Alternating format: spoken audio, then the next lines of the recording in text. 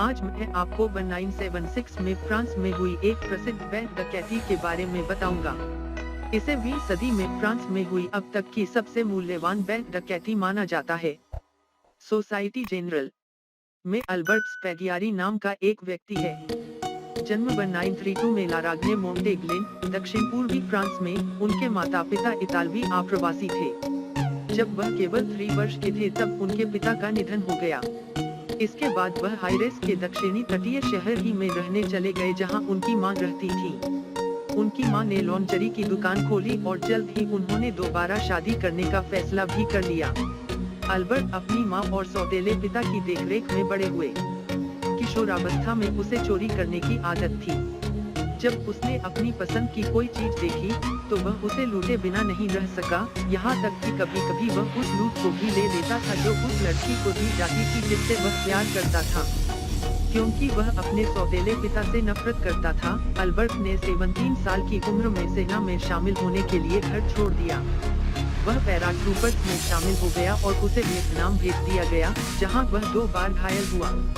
1953 में अल्बर्ट 21 साल का था, हनोई में एक डेयरी की दुकान में चोरी करने गया और बाद में पता चला कि उसे वापस फ्रांस भेज दिया गया और कैद कर लिया गया। उसके बाद अल्बर्ट को अफ्रीका भेज दिया गया जहां वह ओएस नामक एक समूह में शामिल हो गया। यह था अल्जीरियाई युद्ध के दौरान एक अल्पकालिक फ्रांसीसी दक्षिणपंथी अर्धसैनिक समूह और संगठन में उनकी भागीदारी के लिए उन्हें फिर से जेल में डाल दिया गया। जेल से रिहा होने के बाद अल्बर्ट एक नई जिंदगी के लिए तरस रहे थे। 1968 में 36 साल के अल्बर्ट और उनकी पत्नी दक्षिण पूर्वी फ्रांस के एक भूमध्य सागरीय तटीय शहर में चले गए। नाइस फ्रांस के दक्षिण में एक महत्वपूर्ण आर्थिक शहर है। जब अल्बर्ट और उनकी पत्नी वहां पहुंचे, अच्छा लगा कि उन्होंने पहाड़ी पर एक पुराना देहाती घर खरीदा और उसका जीर्णोद्धार किया। वहां उन्होंने मुर्गी और बतख फार्म खोला और उनकी पत्नी एक अस्पताल में नर्स के रूप में काम करती थी। उनका परिवार यहां कई वर्षों तक शांतिपूर्ण जीवन व्यतीत करता रहा। 1976 तक जब वह 44 वर्ष के थे, तब उन्होंने एक फोटो स्टूडियो खोला। अल्बर्ट एक अच्छे कपड़े पहनने वाले और फैशन प्रेमी व्यक्ति थे, जिनमें प्रतिभा और आकर्षण था। उनके काम ने कई अमीर ग्राहकों को आकर्षित किया है। कुछ वर्षों के बाद फोटो स्टूडियो ने बहुत अच्छा काम किया और उसे एक मध्यम वर्गीय जीवन जीने को मजबूर कर दिया। हालांकि वह अभी भी अपने वर्तमान जीवन से संतुष्ट नहीं है, वह अभी भी इसके लिए तरस रहा है। अधिक पैसे की प्यास में एक दिन अल्बर्ट गया। एक बार में 2 ग्राहकों को बैंक की तिजोरी के बारे में बात करते हुए सुना। इससे अल्बर्ट को तुरंत दिलचस्पी हुई। उन्होंने उनकी बातचीत को ध्यान से सुना। पता चला कि नीच शाखा में सोसाइटी जनरल बैंक के तहखाने में हजारों तिजोरियां रखी हुई थीं। कई अमीर लोग वहां एक तिजोरी किराए पर लेते थे जहां यूरोप की सबसे मूल्यवान चीजें रखी जाती थीं। सोसाइटी जनरल ने सुना कि उनकी आंखें चमक उठी। उस दिन घर लौटने के बाद वह बिस्तर पर लेट गए और उन्हें नींद नहीं आ रही थी। उसने सोचा कि अगर वह तिजोरी से पैकेट निकाल लेगा तो वह फ्रांस का सबसे अमीर आदमी बन जाएगा। यह उसका स्वप्न लक्ष्य था, इसलिए उसने अपने दिमाग में एक योजना बनाई। यह जानने का सबसे अच्छा तरीका है कि बैंक की भूमिगत तिजोरियों के अंदर का हिस्सा कैसा दिखता है, उन्हें अपनी आंखों से देखना था। इसलिए सोसाइटी जनरल बैंक गई और बैंक के मैनेजर के पास गई। उसने झूठी पहचान के तहत एक तिजोरी किराए पर ली, इसलिए प्रबंधक उसे दौरे के लिए बैंक की भूमिगत तिजोरी में ले गया। उन्होंने पाया कि भूमिगत तिजोरी में एक जटिल इलेक्ट्रॉनिक लॉक के साथ एक बहुत बड़ा गोलाकार दरवाजा था। बहुत मोटे दरवाजे और दीवारें थीं जो बैंक को बहुत आश्वस्त करती थी। उनका मानना है कि तिजोरी अवैध है और कोई भी तब तक इसमें प्रवेश नहीं कर सकता जब तक उन्हें दरवाजे का कोड संयोजन पता न हो। प्रवेश करने के बाद जो कुछ उसकी आंखों के सामने था, उसमें घनी कतार में अनगिनत तिजोरियां थीं, जिनमें से प्रत्येक की अधिकतम संख्या 4000 से अधिक थी, अर्थात तिजोरी में 4000 से अधिक तिजोरियां थीं। पता चला कि हालांकि पैसा बाहर अच्छी तरह से सुरक्षित था, लेकिन अंदर ज्यादा सुरक्षा नहीं थी। अल्बर्ट ने सोचा कि वह सामने के दरवाजे से अंदर जाने की कोशिश नहीं कर सकता। वह तिजोरी के दरवाजे को खोलने वाली चाबी के संयोजन को जानने से बहुत दूर था। अगर वह दरवाजे से गुजरे बिना तिजोरी में प्रवेश कर सकता था, तो वह बिना पता लगाए खजाने को ले जा सकता था। तो यह कैसे किया जा सकता है कि अल्बर्ट को एक उपन्यास याद आया जो उन्होंने एक बार पढ़ा था, जिसका शीर्षक था vulnerability, how to rob a bank, जो 1972 में प्रकाशित हुआ था। पुस्तक में शहर की सीवर प्रणाली के माध्यम से बैंक डकैती का विवरण दिया गया है। बैंक से बाहर आने के बाद अल्बर्ट अगले दरवाजे की धूल भरी सड़क पर कुछ चक्कर चला। कुछ 100 मीटर चलने के बाद उसे पता चला कि जमीन पर मैनहोल के ढक्कन थे, जिसका मतलब था कि बैंक के पास बहुत सारे भूमिगत सीवर पाइप थे। अल्बर्ट ने सोचा कि शायद वह वास्तव में सीवर के माध्यम से बैंक के बेसमेंट में घुस सकता है। उपन्यास। इसे साबित करने के लिए अल्बर्ट ने एक निर्माण ठेकेदार होने का नाटक किया और टाउन हॉल गया, जहां वह बैंक के आसपास के क्षेत्र में सीवर का नक्शा प्राप्त करने में कामयाब रहा। उस दौरान किसी ने भी उनके अजीब व्यवहार पर सवाल नहीं उठाया, क्योंकि वे नक्शे सार्वजनिक हैं। आप उन्हें तब तक प्राप्त कर सकते हैं जब तक आप समझा सकते हैं। अगली वजह आधी रात में जब कोई नहीं देख रहा था, वह सड़क पर एक मैनहोल के ढक्कन के पास गया और स्थिति का पता लगाने के लिए वहां उतर गया। अल्बर्ट ने पास के सीवरों की खोज में एक सप्ताह बिताया और निश्चित रूप से उन्हें एक सीवर बैंक वॉल्व के बहुत करीब मिला। आइए क्षेत्र के मानचित्र पर एक नजर डालें। यह वह बैंक है जहां से 200 मीटर दक्षिण में एक भूमिगत वॉल्व है। यह बैंक नीस का प्रसिद्ध मसेना स्क्वायर है। सीवर सिस्टम में नीचे जाने के बाद अल्बर्ट को चौराहे पर एक मैनहोल कवर मिला, जो सीवरों में से एक के साथ उत्तर की ओर बैंक वॉल्व के बहुत करीब एक स्थान पर चला गया। गणना करने के बाद अल्बर्ट ने माना कि बैंक वॉल्व की गहराई सीवर के स्थान के बराबर थी और यह क्षेत्र प्ले सेलर की आंतरिक दीवार से 10 मीटर भरा हुआ था। यह तिजोरी के माध्यम से सुरंग बनाने के विचार को बहुत यथार्थवादी बनाता है।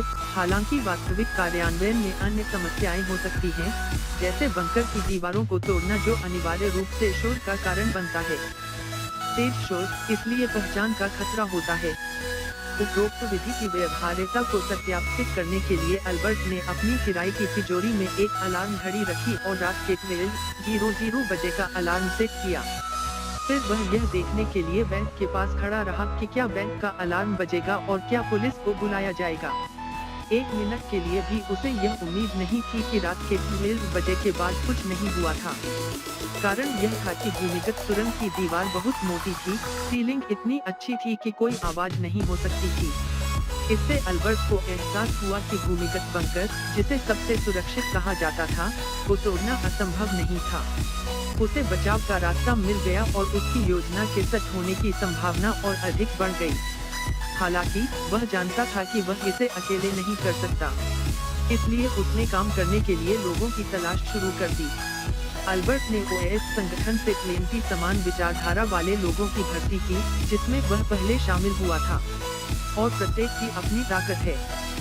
कुछ लोग सुरंग खोदने में अच्छे हैं, कुछ लोग काटने में अच्छे हैं, कुछ लोग आभूषणों को परखने में अच्छे हैं, कुछ लोग खाना पकाने में अच्छे हैं। अल्बर्ट ने उन लोगों को एक साथ इकट्ठा किया और समूह के प्रत्येक सदस्य के लिए महीनों तक गुप्त रूप से योजना बनाई। वे सभी थे, उन्हें एक विशिष्ट कार्य दिया गया और फिर अप्रैल 1976 में एक दिन वे हरकत में आ गए। टीम के सदस्यों के पास श्रम का एक बहुत ही स्पष्ट विभाजन था, जिसमें एक व्यक्ति बाहरी सुरक्षा का प्रभारी था और दूसरा रसद का प्रभारी था। बाकी सदस्यों ने अल्बर्ट के नेतृत्व में चौक पर मैनहोल का ढक्कन खोला और सीवर में प्रवेश किया जब रात में वहां कोई नहीं होता था। आपकी आंखों के सामने भूमिगत पाइप दिखाई देते हैं। न केवल गंदे और बदबूदार जंक्शन हैं, बल्कि सड़कें भी बहुत टेढ़ी मेढ़ी हैं। निश्चित रूप से पहली बार जब वे यहाँ आएंगे तो खो जाएंगे, लेकिन अल्बर्ट ने बहुत पहले ही सही रास्ता ढूंढ लिया था। वे बहुत जल्दी बैंक की भूमिगत तिजोरी के पास वाले स्थान पर पहुँच गए। आधिकारिक खुदाई से पहले उन्हें बिजली आपूर्ति की समस्याओं को हल करने की आवश्यकता थी। उन्होंने एक लंबी केबल खींची। उत्खनन स्थल केबल मुख्य रूप से शहर की बिजली आपूर्ति से जुड़ा हुआ है। इसके साथ ही लाइटें और कुछ कॉम्पैक्ट डिवाइस भी हैं, क्योंकि वे ज्यादा शोर नहीं करते हैं। फिर उन्होंने सीवर की दीवार में एक छेद किया, जिससे वे लगातार बैंक की भूमिगत तिजोरी तक खुदाई करते रहे। सुरंग को ढहने से बचाने के लिए उन्होंने प्रत्येक क्षेत्र को प्रबलित कंक्रीट से मजबूत किया। अल्बर्ट टीम के साथ बहुत सख्त थे।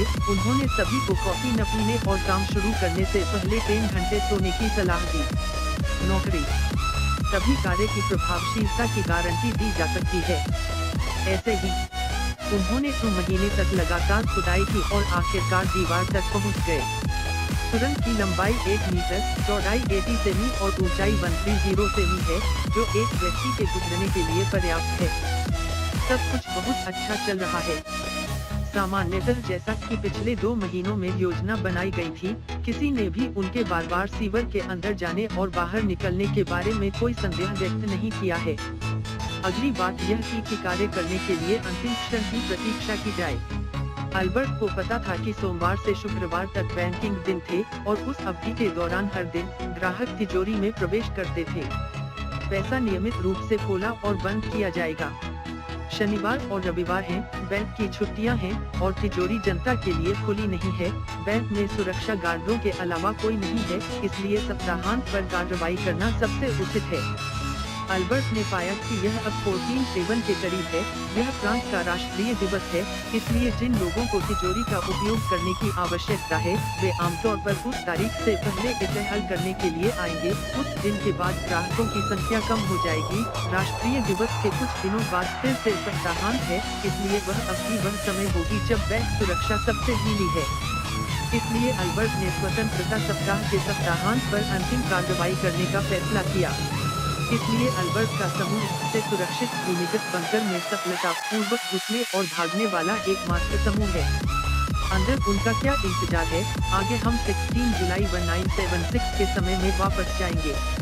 16 जुलाई 1976 यह शुक्रवार का दिन था। अल्बर्ट और क्लेंसी आपके आदमी बंकर में प्रवेश करने के लिए तैयार हैं। बैंक बंद होने के कुछ घंटों बाद उन्होंने काम का सुरंग की भीतरी दीवार में लगभग 60 सेमी का लक्ष्य रखे। समूह का प्रत्येक व्यक्ति एक-एक करके तिजोरी में दाखिल हुआ। उनके सामने 4000 से अधिक तिजोरियां थीं।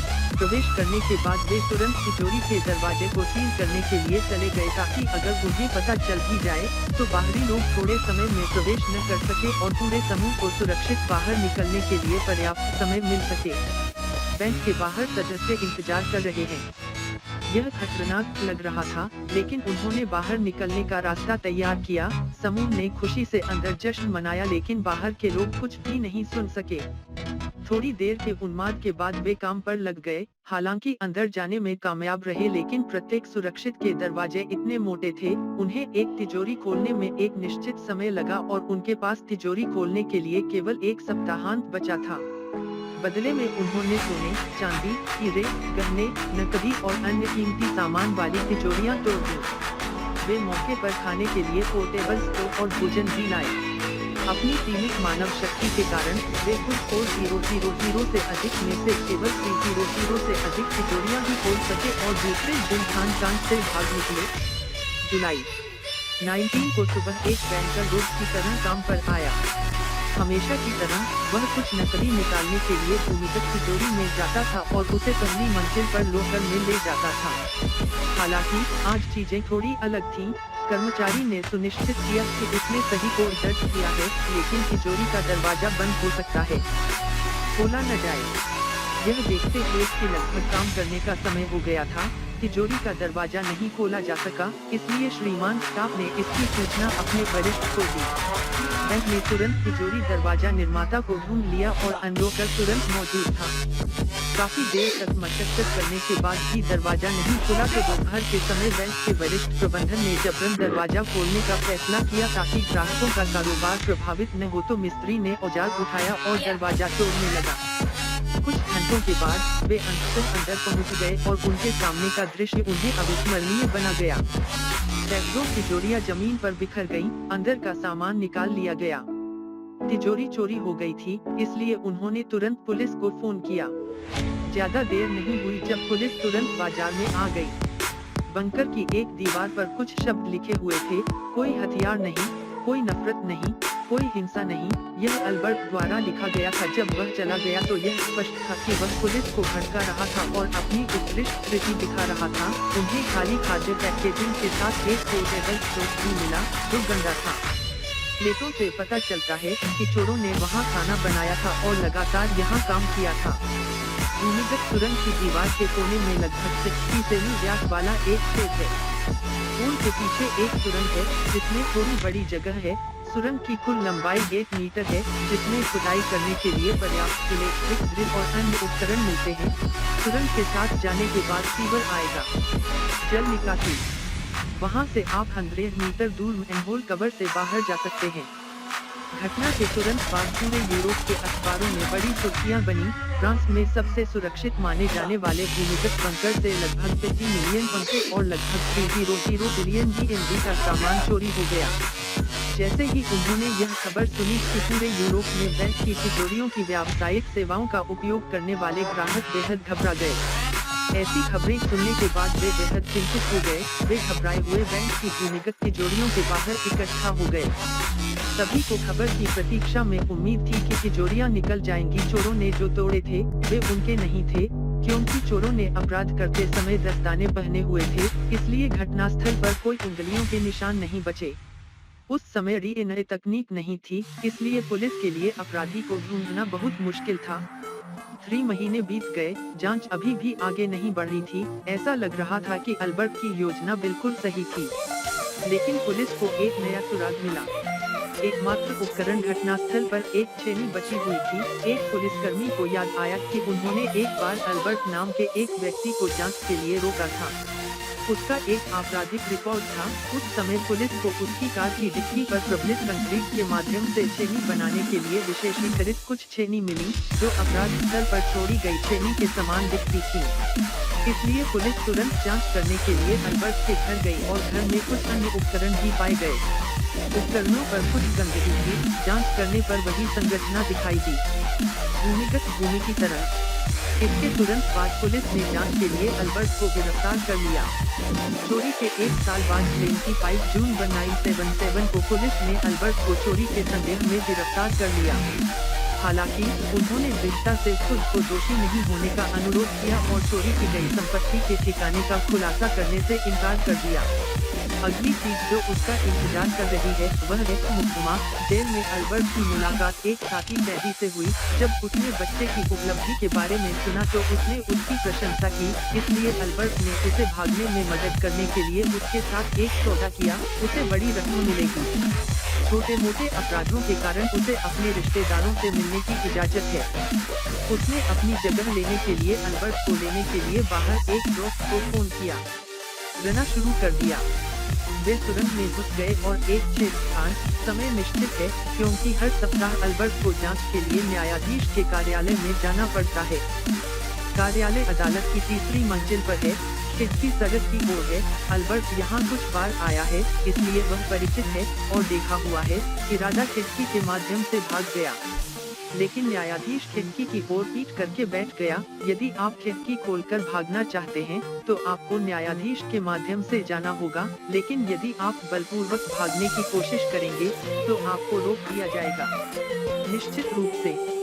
तो अगर यह आप होते तो आप आगे क्या करते? अल्बर्ट ने एक तरीका सोचा। उस दिन जज ने उसे पहले से अलग कुछ बात करने के लिए अपने कार्यालय में वापस बुलाया। जज के साथ बहुत सहयोगात्मक।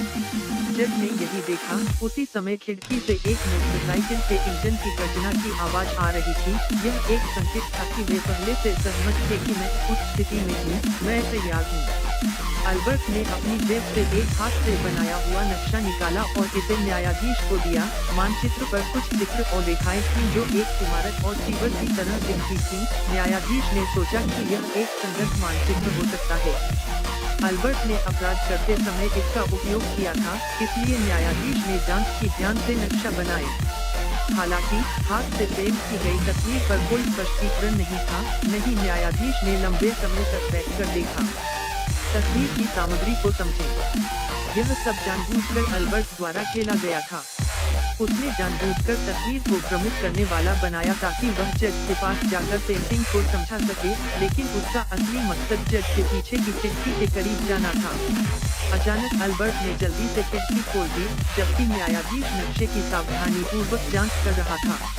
इससे पहले कि न्यायाधीश प्रतिक्रिया दे पाता, अल्बर्ट तेजी से खिड़की से बाहर कूद गया। उसने नीचे कार को गद्दे के रूप में इस्तेमाल किया और जमीन पर कूद गया। फिर वह नीचे एक मोटरसाइकिल पर सवार हुआ और चला गया। न्यायाधीश उस समय कोई प्रतिक्रिया नहीं दे सका। वह केवल अल्बर्ट को भागते हुए देख सकता था। उसके कूदने से कार की छत में सिंक लग गई। खड़ी थी। कुछ दिनों बाद मालिक उपरोक्त कार के 5,000 प्रशंसकों को अल्बर्ट से लगभग 130 मिलियन BLD का चेक प्राप्त हुआ। यह मुआवजे की वह राशि है जो अल्बर्ट ने उस कार को पहुंचाई है जिसने 20वीं सदी में फ्रांस में सबसे बड़ी चोरी की थी। हालांकि संदिग्ध अल्बर्ट बच गया, फिर भी अदालत ने योजना के अनुसार मुकदमा चलाया और आजीवन कारावास की सजा सुनाई। अल्बर्ट की कहानी पौराणिक हो गई है। ऐसी साजिश वास्तव में घटित हुई थी। अफवाह यह है कि अल्बर्टा ने भागने के बाद प्लास्टिक सर्जरी करवाई थी। फिर वह अर्जेंटीना भाग गया और छुपी हुई जिंदगी जीने लगा। पुलिस अधिकारी का भी कई बार पीछा किया गया लेकिन वे कभी पकड़े नहीं गए उसे। घटना के 13 साल बाद जून 1989 तक अंततः अल्बर्ट को खबर नहीं मिली। 56 वर्ष की आयु में अर्जेंटीना में गले के कैंसर से उनकी मृत्यु हो गई। अल्बर्ट की अपनी इच्छा के अनुसार उनके शरीर को दफनाने के लिए उनके मूल फ्रांस वापस लाया गया। अल्बर्ट को छोड़कर मामले में शामिल अन्य लोग भी अपनी अपनी दिशा में भाग गए हैं। 2010 तक पुलिस को उन सभी का पता नहीं चला, लेकिन तब फ्रांसीसी कानून के अनुसार आपराधिक मुकदमा चलाने की समय सीमा समाप्त हो गई थी और उन पर आपराधिक मुकदमा नहीं चलाया जा सका। अब तक लूटी गई बड़ी मात्रा में संपत्ति और वह पैसा बरामद नहीं हुआ है। वे कहाँ हैं और कैसे हैं बंटे हुए हैं, शायद ये ही जानते हैं। आज का वीडियो यहीं समाप्त होता है और अगले वीडियो में मिलते हैं। नमस्ते, खुदा।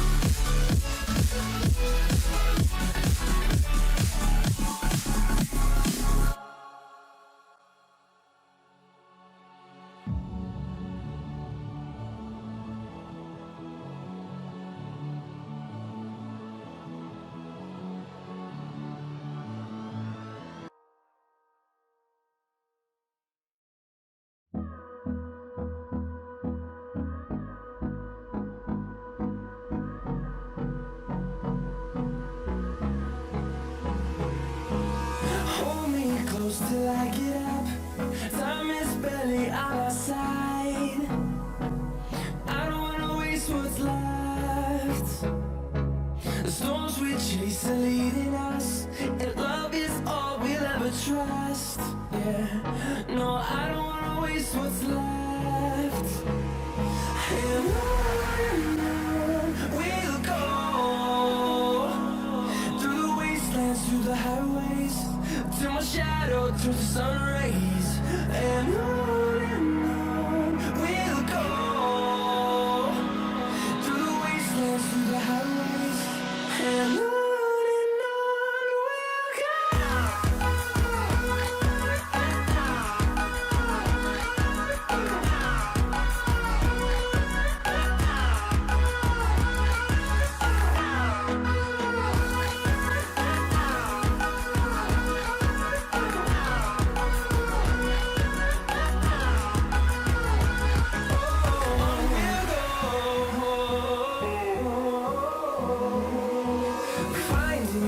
Along the way, melodies we haven't played. No, I don't want no rest. Echoing around these walls, fighting to create a song. I don't wanna miss a beat. And on we'll go, through the wastelands, through the highways, till my shadow turns to sun rays. And on we'll go, through the wastelands, through the highways. And on we'll go.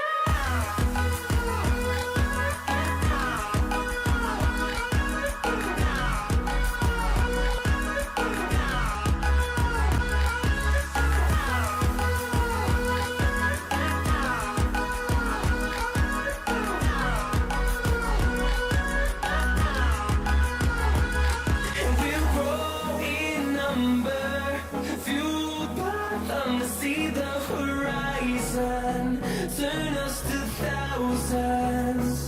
And we'll grow in number, fueled by them to see the horizon, turn us to thousands. And on we'll go through the wastelands, through the highways, till my shadow turns to sun rays. And on we'll go through the wastelands, through the highways, and on we'll go.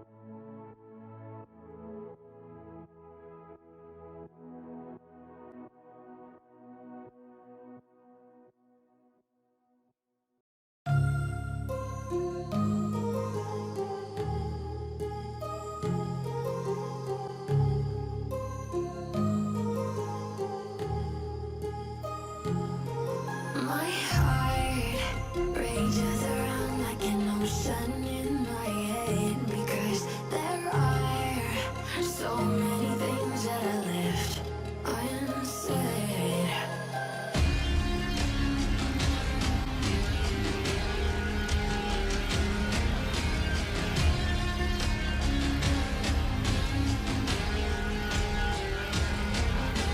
I can almost feel you walking in the distance, but I know that it's not reality. If you are echoing around inside these parallel dimensions all alone, now I'll find you in my dreams.